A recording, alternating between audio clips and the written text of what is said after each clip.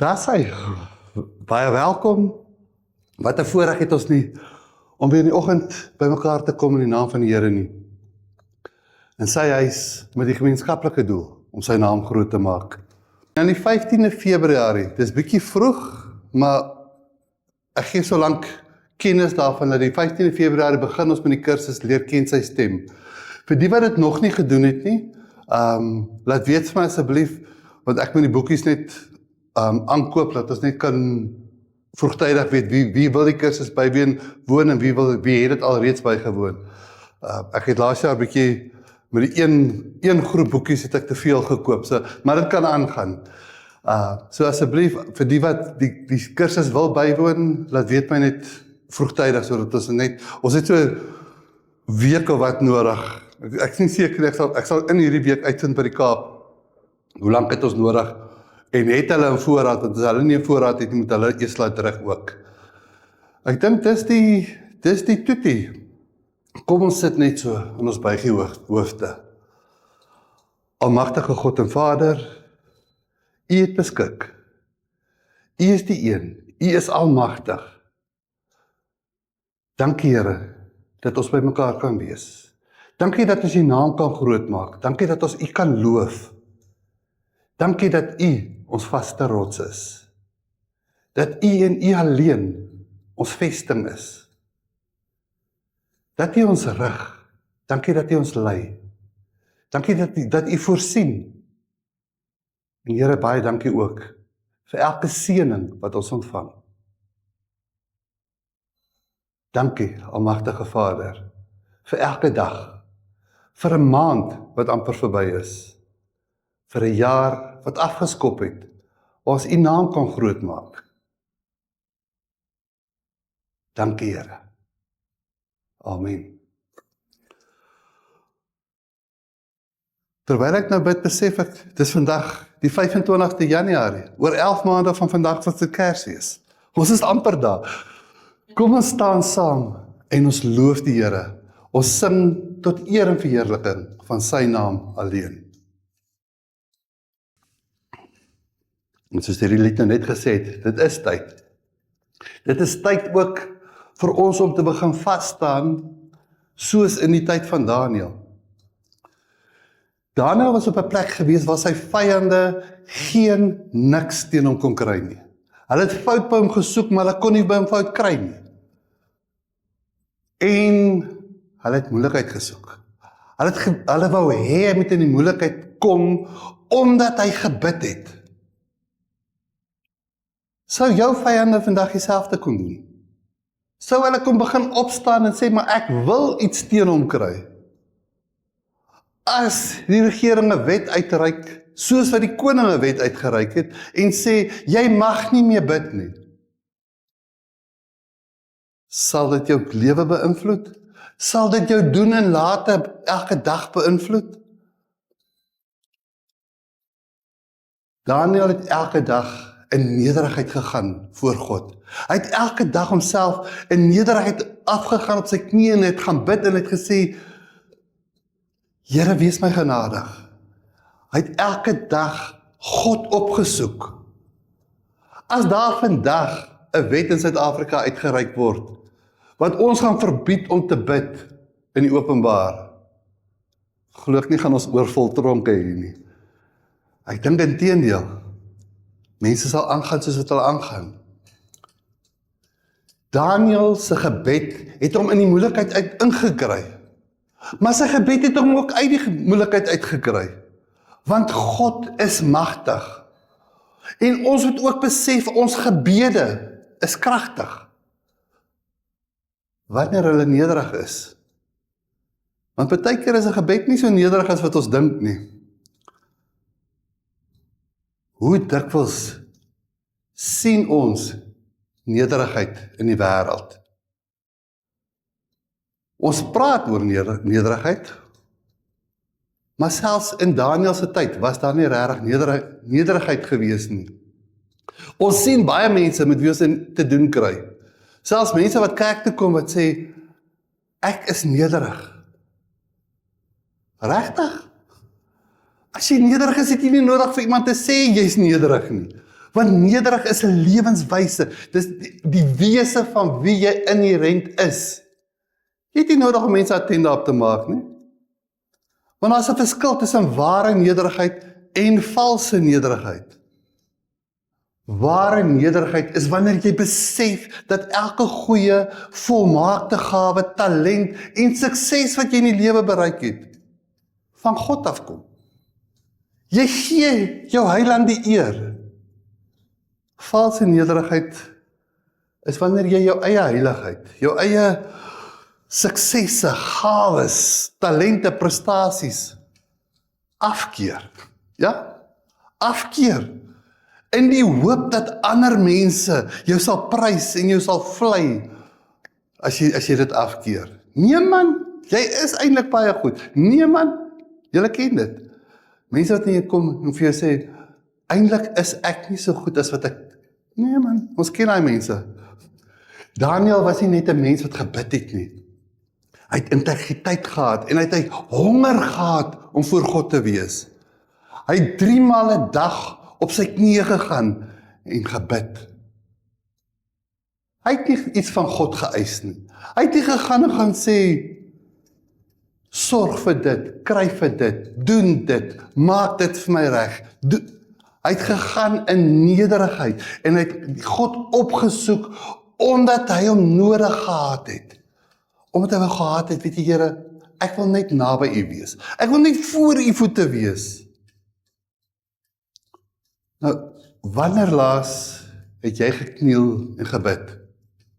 Wanneer laas was jy op jou knieë gewees? Dis maklik om te bid, maar dis moeilik om af te kniel en in gebed voor die Here te wees, om in daai liggaamsvorm te wees, om te sê, Here, nou het ek my laagtepunt bereik, as ek het laagtepunt in aanhalingstekens, ek wil nederig voor U voel, en ek wil net by U wees, as om te bid en te vra. As dit lanklaas terug was, is dit dalk 'n tyd om te begin.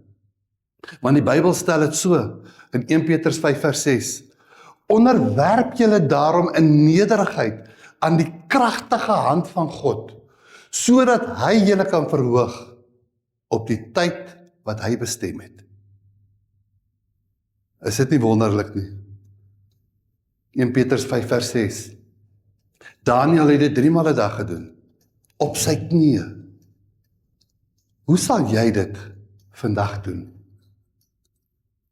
Staan sterk in die geloof, is waaroor ons vandag gaan, ons skrifgedeelte gaan wees. En dis 1 Petrus 5 vers 5 tot 11. En 1 Petrus 5 is vir my Bybel, my go-to. Tot my braaiplank is 1 Petrus 5 uitgebrand. Ek dink solank as Veronica my ken, is dit 1 Petrus 5. Dis 'n gedeelte in die Bybel wat vir my as mens amper die belangrikste is. Want dit vat my lewe so mooi saam om te sê, dis wat die Here wil hê jy moet doen. Dis jou vervolging. Dit is die plek waarna toe ek jou wil vat.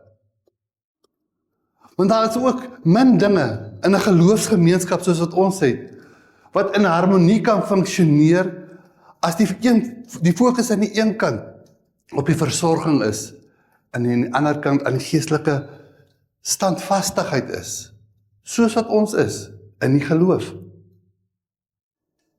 Ons is as 'n gemeente staan ons sterk, ons het die balans, ons is daar vir mekaar, ons is in so 'n mate daar, dat daai onderlinge by mekaar koms, mekaar, die ondersteuning wat daar met mekaar is, het ons as 'n gemeente, ons is op 'n vlak wat ons kan sê, ek kan die foon met 'n gemak optel en sê, ek staan nou in 'n posisie waar ek nie graag wil wees nie. Help my. Want ons is reeds daar, ons verstaan die konsep van help mekaar. En dit is die boodskap wat Petrus vir ons in hoofstuk 5 van sy eerste hoofstuk gaan gee. Staan sterk in die geloof, sodat ons kan volhard vol van vreugde. Want partykeer volhard ons, maar die vreugde is nie daarmee saam nie. Ek druk nou maar net deur. Ek is op 'n plek wat ek weet nie. Maar dit is wat ek sê, die onderlinge hulpbetoon is nogal lekker om te sien. En ook mense wat daar is, wat ons hulp vir ons ondersteun. Hou aan. Ek wil 1 Petrus 1, wil ek so bietjie aanpas, om wat vir ons te maak. Aan die vreemdelinge van die diaspora in Nelspruit. Hulle wat uitverkies is volgens die voorkennis van God, die Vader, om die heiligmaking van die Gees gehoorsaam te wees, en met die bloed van Jesus Christus besprinkel te word, mag genade en vrede in oorvloed aan julle geskenk word. Dit is so 'n bietjie aangepas. Kom ons staan saam en ons sing tot eer van die Here. Onthou julle met die gedig, Muskietejag? Dis so, ek dink hier is 'n klompie wat glo nie gaan dit onthou nie. Maar ek dink die res van ons gaan dit onthou, maar ek het probeer hierdie week, maar ek kan nie die gedig kry nie. So ek het so 'n stukkie van die gedig. Maar dit is my belangrik, dit is my 'n nice gedig gewees. Dit begin so iets, so vergewe my as ek nie, ek ken nie die hele gedig nie, maar so gedeeltes. Dit begin met jou vaarbond, wag, ek sal jou kry. Van jou sal net 'n bloedkol bly, hier teen my kamermure. Deur jou vervloekte gegonsery, deur jou gebyt en plaary, kon ek nie slaap vir ure. En dat stuk wat ek nie kan onthou nie, maar dan kom dan sê dit, my naam is Van der Merwe. En ons het Van der Merwe ons in die kerk ook. En dan gaan dit weer 'n stukkie aan en sê dit, Muskiet, wees maar nie treurig nie. En dan padoef, dis mis, daar gaan hy weer. Maar dood sal hy, so waar ek sweer, my naam is Van der Merwe. Muskiete is 'n probleem oor die wêreld. Nou, hierdie gaan so 'n klein biologie lessiekie wees, maar dit is ook nodig, want dit is my nogal wow toe gesien het van die muskiet. En muskiet sê dit help vir knoffel, maar ons het in die week het ons 'n video gesien wat sê lavender werk ook daarvoor, maar muskiet toch. Knoffel sê hulle werk so baie goed. Dit stink, maar dit werk. Want hulle het in van die argiewe en goeders het hulle gevind, dat daar was selfs knoffel gewees in die tyd toe hulle die piramides gebou het. Herodotus skryf daarvan, dat selfs die Egiptenare het onder muskietnette geslaap. En die Israeliete, wat moes nou maar die werkers was, hulle het knoffel gebruik om die muskiete van hulle weg te hou. So muskiete kom oor die tyd saam met ons. En Ruben het nie geweet, ons het meer muskiete as die Kaap nie. Want hy is sy eerste 2 dae sy omtrent opgevreet in Nelspruit deur muskiete. So muskiete is nog altyd daar. Maar niemand het geweet, daar's 'n konnotasie tussen malaria en muskiete nie. Want malaria was ook daar gewees. En aanvanklik het die Grieke gedink dat malaria kom uit, wat is die woord, miasma uit. En miasma het hulle gesê, is gevaarlike dampe wat uit die grond uitgekom het. En dan deur die wind versprei is, en so het jy dan nou siek geword. En dit is wat hulle gedink het, so het jy malaria gekry. Hippokrates, hy is die vader van medisyne, het weer toegeskryf aan die klimaat en die weertoestande. As gevolg van dit, gaan jy dit kry. En malaria se naam kom in Latyns dan ook daarvan af. Mal beteken sleg en aria beteken lig. Dit wil sê slegte lig. As gevolg van die slegte lig, die weerstoestande wat waar ons is, gaan jy dan malaria opkry. Malaria is en was 'n verskriklike siekte gewees. Sommige historiese verbind selfs die Romeinse val aan wat het hulle genoem, die Romeinse koors. Dis 'n epidemie wat hulle getref het in die 5de eeu na Christus, wat veroorsaak het dat die Romeine amper tot niet gegaan het. En hierdie epidemie sê hulle kan deel wees van die malaria-epidemie ook. Want daar was selfs in daai tyd begrafnisrituele gewees, wat gekeer het om te sê, so begrawe jy iemand wat 'n malaria dood is, want hy moet asseblief net nie weer opstaan nie. Want so bang was die mense vir malaria gewees. Nou ek weet so klompie jare terug het ek, dank Vader, hy rituele is weg, want ek het ook malaria gehad, en ek was in 'n koma gewees, en my vrou het daarom besluit, weet jy, kan hospitaal toe gaan, eendag sal jy weer wakker word en opstaan. Ek is nie net begrawe nie. So, ek neem af van hierdie mense was ook in 'n tipe van 'n skyndood gewees, soos in 'n koma, en gesê, weet jy het malaria, grond toe met jou. Maar algaande het die mense begin raad kry en begin besef, so kan ons malaria hanteer. Dit kan ons doen teen malaria. En in die 17de eeu, so dit is nogal 'n paar 100 jaar later, het die Spaanse sendelinge in Peru ontdek, daar is 'n manier wat die Peru mense gebruik om malaria teen te staan. En dis om die bas van die koorsboom af te krap en dit dan te gebruik. En hulle het dan gedoen die Jesuitiese bas of so iets. Ek is nie doodseker op die uitspraak van die woord nie. Wat hulle dan gebruik het, en hulle dan teruggegaan Europa toe en dit gaan verkondig. En gesê, maar hierdie koorsboombas werk vir malaria. Maar dit is in die 17de eeu. En dan het dit nog 200 jaar later gevat, in die 19de eeu. Het hulle in 50 jaar se navorsing, het hulle begin kyk, waar kom malaria vandaan? En toe besef hulle, maar dis eintlik konien wat in die bas is, wat veroorsaak om mense gesond te kry as jy nou malaria het.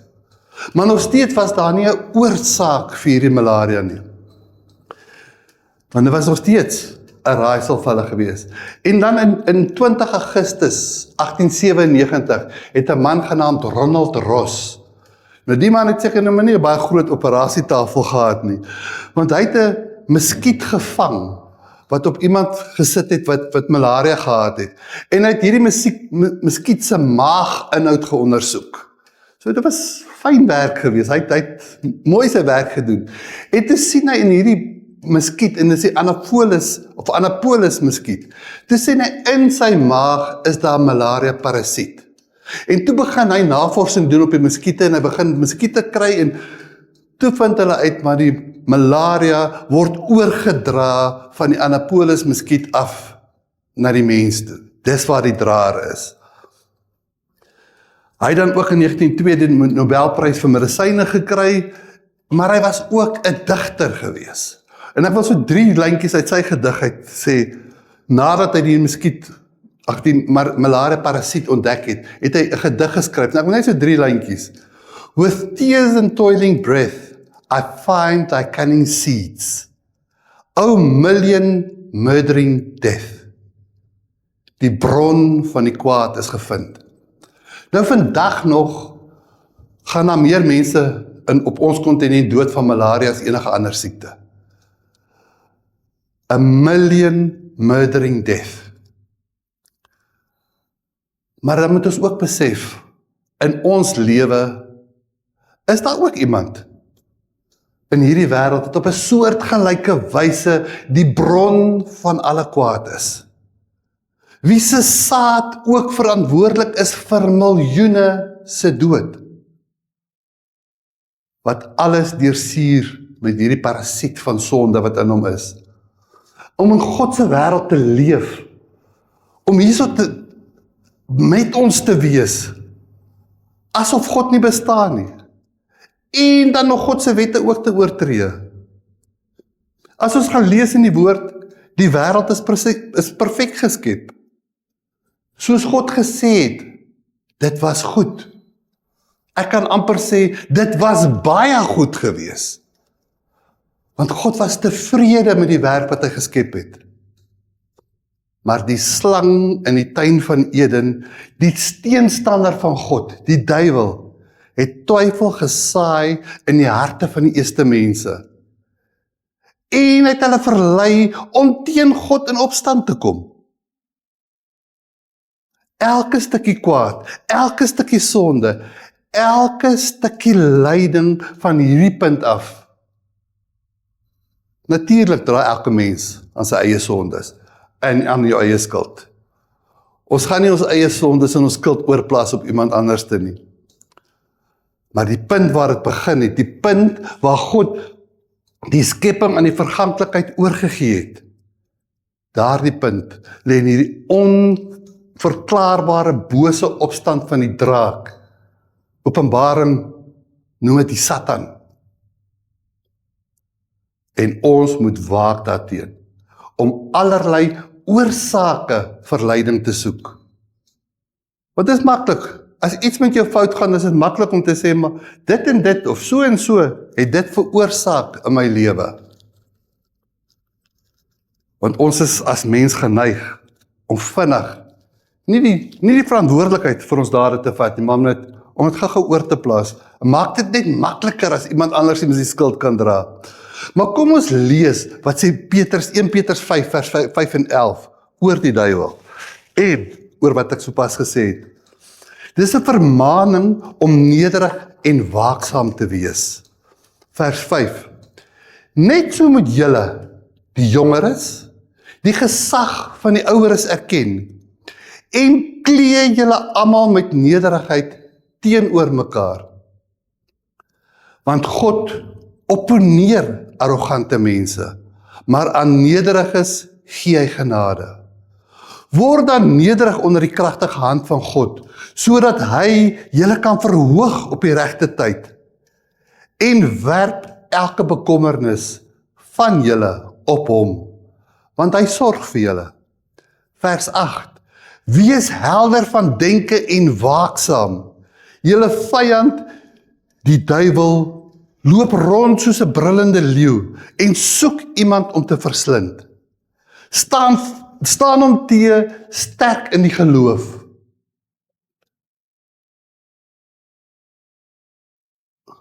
Wat kan dit gou?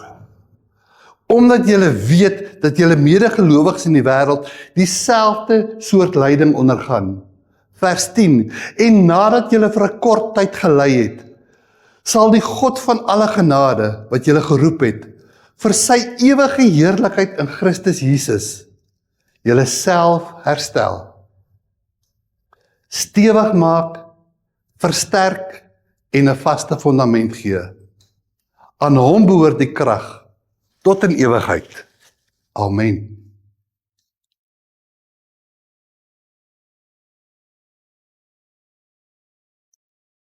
Waar kom ons lyding vandaan?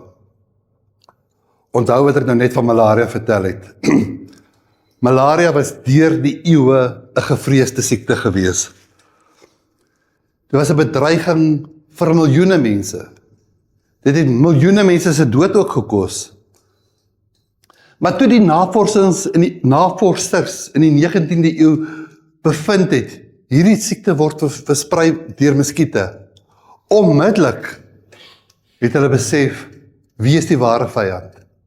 En hulle kon nuwe stappe begin doen het. Hulle kon op 'n plek kom waar hulle nuwe navorsing begin doen het. Hulle kon hierdie bedreiging in 'n groot mate begin beperk het, en in sekere plekke is dit totaal en al uitgewis.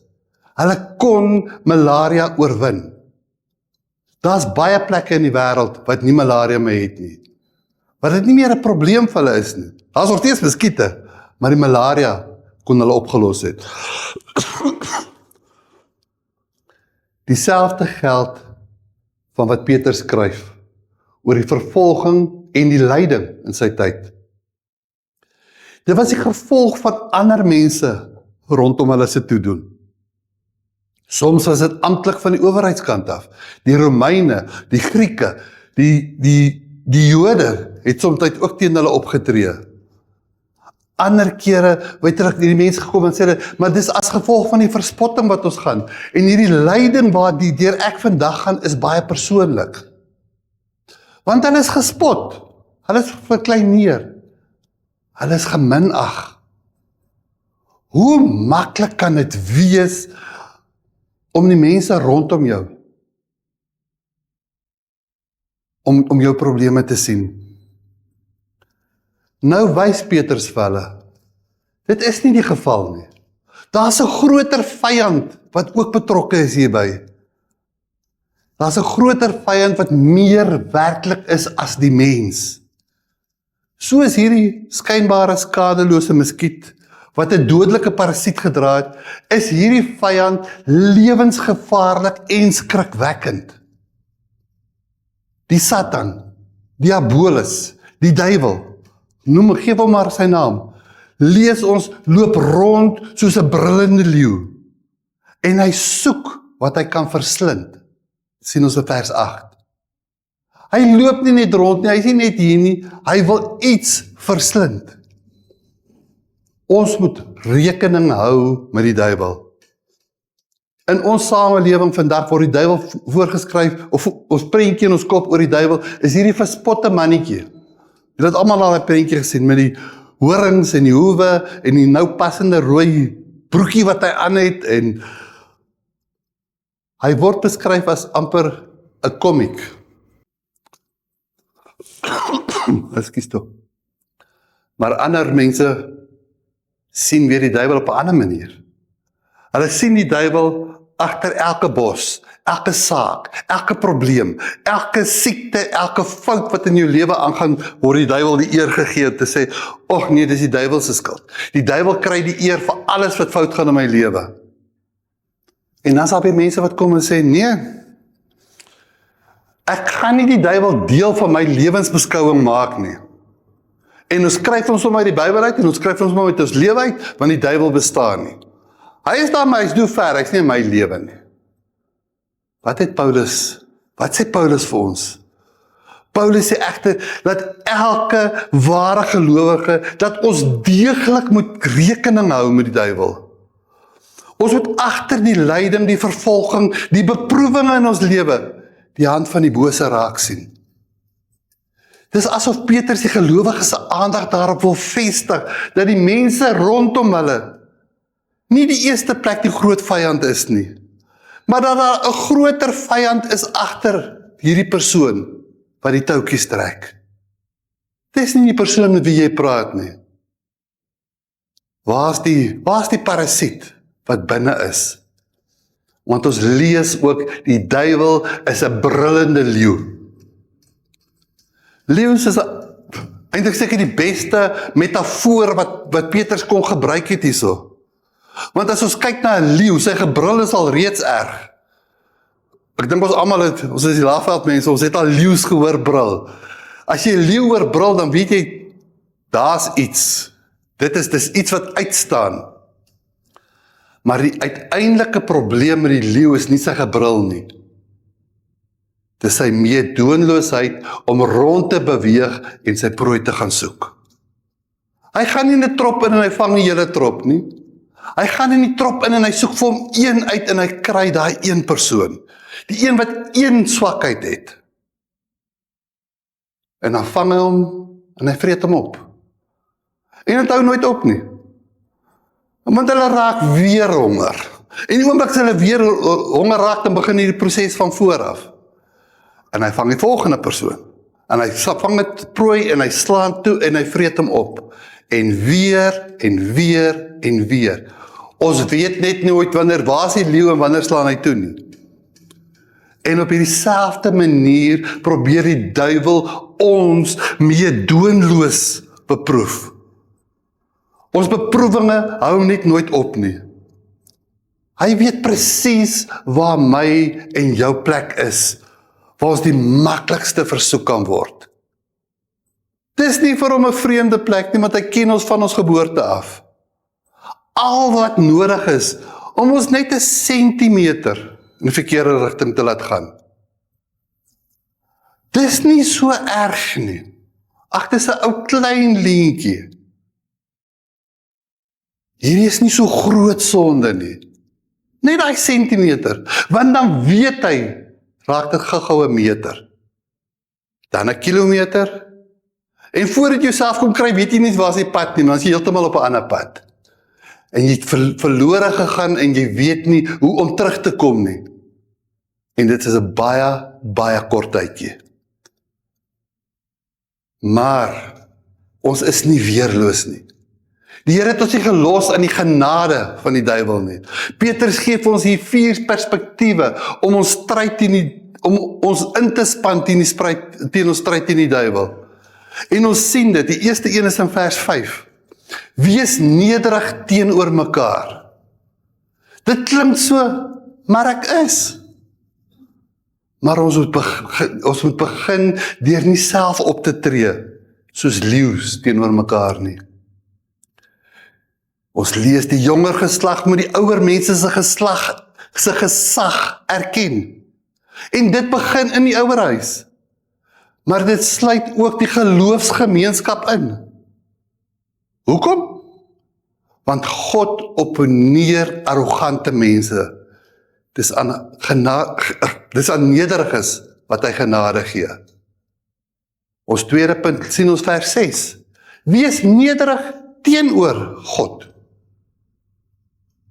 Maar ek is. Dit beteken doodgewoon, dat jy nie in jou eie krag moet probeer om die duiwel te staan nie. Dat jy in gebed jou lewe aan God toevertrou.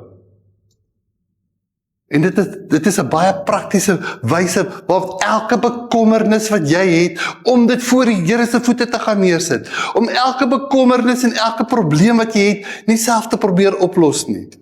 Petrus gebruik hierso 'n woord, melei. 'n Melei beteken care, omgee. So ons kan vers 7 ook, vers 6, ook dan vertaal, met plaas al jou sorge op hom, omdat hy vir jou omgee. Is dit nie wonderlik nie? Ons het 'n ander woordjie gebruik. Ons het die woord gebruik wat hy gebruik het, melei, wat omgee is. Here probeer vir ons op 'n plek kry, wat ons in gebed alles moet oorgee aan die Here, om te keer dat die Satan wat ons bekommernisse teen ons kan gebruik om ons negatief te maak. Want ons kom op 'n punt wat ons kan sê, ek weet nie meer nie, Here. Petrus sê, voordat jy daar kom, moes jy al die bekommernis vir die Here gegee het. Maar dit is nog nie te laat nie. Sal dit werk? Natuurlik. Hoekom? Want God sorg vir jou. God het 'n kragtige hand.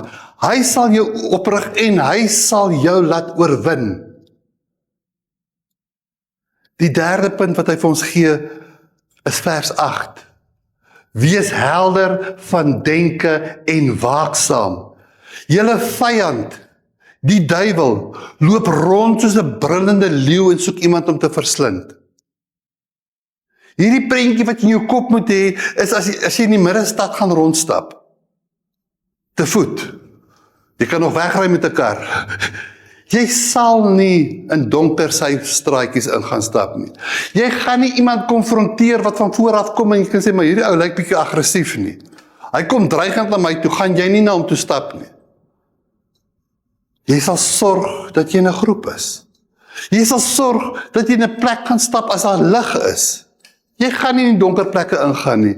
Jy gaan nie laat in die aand stap en jy gaan ook nie vroeg in die oggend stap waar daar min mense is nie. En as daar spesifieke dele in die middestad is wat gevaarlik is, dan sal jy nie soontoe gaan nie. En dis niks anders nie as ons geestelike lewe ook nie. Jy kan jou kop gebruik en versoekings vermy. Jy kan die Bybel lees, sodat jy al hoe beter kan agterkom wat vir God goed is en wat vir God sleg is. Maar jy kan ook gaan en gaan sê, ek het 'n accountability partner nodig. Ek het iemand nodig met wie ek kan praat. Ek het iemand nodig wat in my lewe 'n groot rol speel. Sodat ek nie in die versoeking kom nie. Want dit is maklik om in die versoeking in te val. En as jy versoek is, en as jy aan lyding blootgestel is, as hierdie probleme by jou is, wat sê Petrus dan vir ons in vers 9? Staan hom te, sterk in die geloof, omdat julle weet dat julle medegelowiges in die wêreld dieselfde soort lyding ondergaan. Let op hoe belangrik is hierdie oproep. Staan hom te. Dit is hy wat die probleme is, agter alle sondes en verval. Jy ignoreer dit tot jou eie nadeel, maar soms ook tot nadeel van die groep waarin jy is. En wapen jouself met die gedagte dat ons almal dieselfde tipe uitdagings het. Daar's min mense wat meer uitdagings as ander het. Dis die minderheid. Ons almal het uitdagings. Ons almal sit met versoeking. Ons almal het groot uitdagings baie keer in ons lewe. Daar's 'n stuk bemoediging in die feit dat almal van ons wat die Here regtig wil dien, hierdie selfde soort lyding ondergaan. Is dit nie wonderlik om te kan dink en te sê, ek kan met enigeen gesels wat in my geloofsgemeenskap is, en hulle sal verstaan, want hulle gaan ook deur lyding. Hulle gaan ook deur versoekings. Ons lees in vers 10, en nadat julle vir 'n kort tyd gelei het, sal die God van alle genade, wat julle geroep het vir sy ewige heerlikheid, in Christus Jesus, julle self herstel. Stewig maak, versterk, en 'n vaste fundament gee. Petrus gebruik hierdie 4 woorde, om Christus se werk in jou uit te druk. En ek gaan afsluit met hierdie 4 woorde, want ek wil ook die Griekse woord gee, want partykeer dink ons, nee, hierdie is uniek. Dit is, maar dit staan nog in die Bybel. Jesus sal jou herstel. Die woord is katartizo. Hy gaan jou heel maak, hy gaan jou bekwaam maak, hy gaan jou oprig, hy gaan jou afrond, hy gaan jou standvastig maak in die geloof. Dis 'n woord wat die vakmanne gebruik het. En dis 'n woord wat ook beteken om 'n breuk heel te maak. Ons lees in Markus 1 vers 19 word katartizo gebruik vir die herstel van die nette. Die visnette. So, dis nie net 'n woord wat lukraak gebruik is nie. Dis 'n woord wat gebruik word om jou as mens ook te herstel, om te voorsien in wat jy nodig het, sodat jy heel kan wees. Wat jy kan kort kom, laat dit daar is. En dis hoe God jou sal oprig. As jy jou verneder voor hom, as jy voor hom gaan kniel, as jy in gebed tot hom nader. Jesus sal jou stewig maak, is die tweede woord wat Petrus sê. Die tweede woord is sterizo. En dit is, sterizo beteken dat jy so vas en kompak is soos graniet. Nou ons almal ken graniet. Dis 'n stuk klip wat jy baie moeilik breek. Maar dit is ook 'n ding wat 'n lyding kan wees. In lyding weet ons, mense val uit 2 kante. Jy val of totaal en al uit mekaar uit, soos 'n stuk graniet wat met 'n jackhammer geslaan is, of jy word soos hierdie graniet, soos staal wat gelouter is. Jy word deur vuur gelouter, deur hierdie versoekings wat in jou lewe inkom, word jy sterker en sterker en sterker gemaak.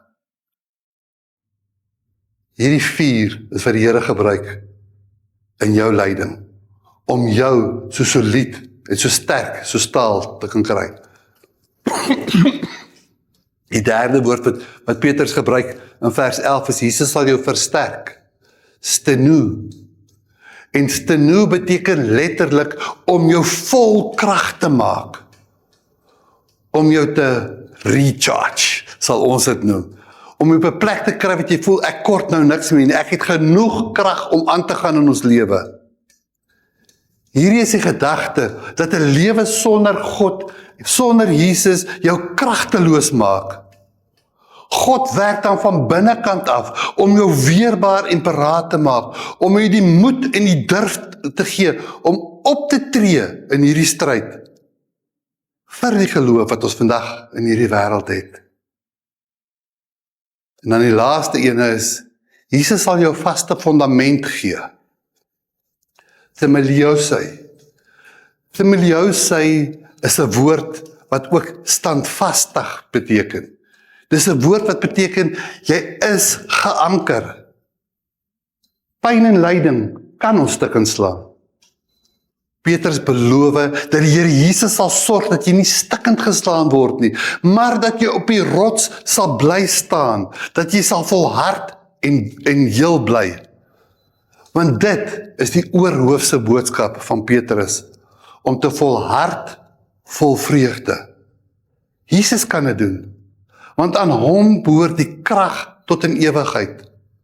Sê Petrus, sê elke gelowige deur die eeue, sê ons ook vandag, staan sterk in die geloof, want Jesus is daar. Kom ons buig die hoofde en ons bid saam. Jesus, dit is so maklik. Dit is so kort boodskap hê. Staan sterk in die geloof. Here, maar ons het U hulp so nodig. U weet van die brullende leeu. U weet, hy soek sy prooi. U weet, hoe maklik ek verlei kan word. Maar Here, ek het vandag U krag nodig.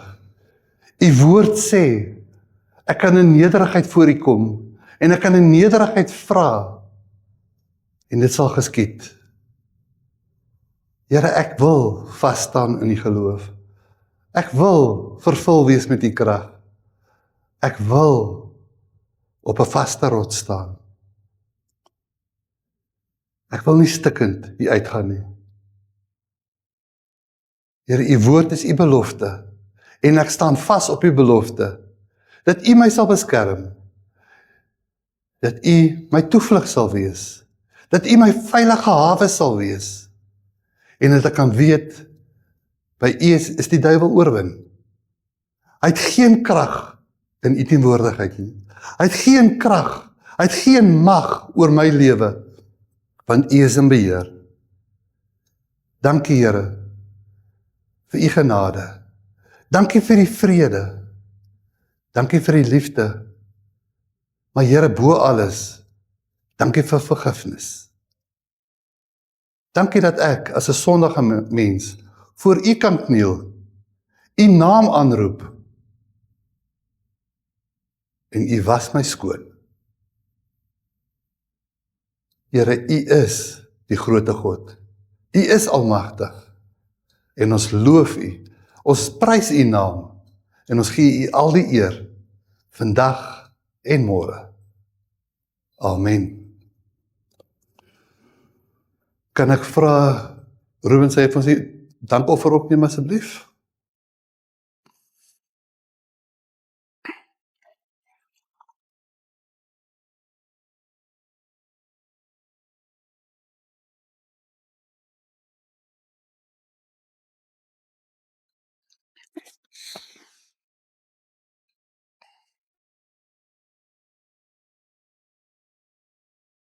All my life I've been carried by faith.